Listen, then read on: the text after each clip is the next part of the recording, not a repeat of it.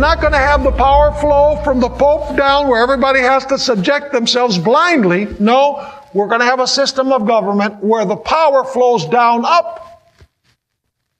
A government of the people, by the people, and for the people.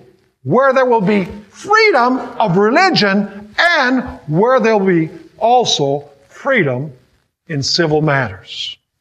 It's interesting to notice Ellen White was born 29 years after the deadly wound.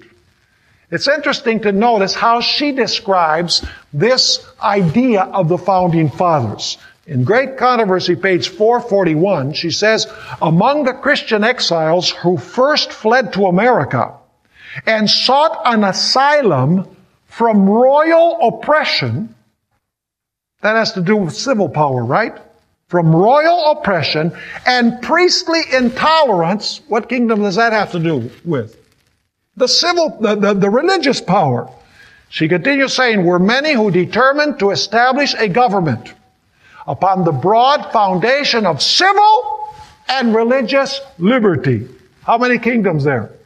Civil and religious liberty.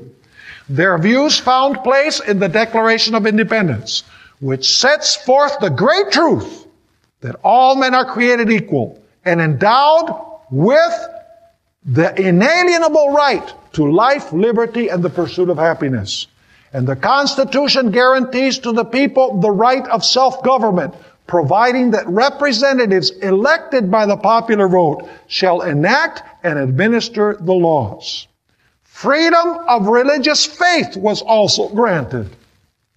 Did you catch this? She's talking about civil matters and what?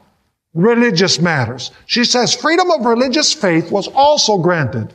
Every man being permitted to worship God according to the dictates of his conscience. Republicanism, which by the way means a state without a king, and Protestantism, which means a church without a pope, became the fundamental principles of the nation. And now notice what she says. These principles are the secret of its power and prosperity.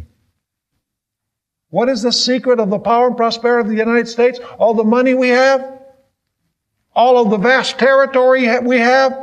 The powerful military that we have? No! The secret of the power of this nation is found in the two principles upon which it was established.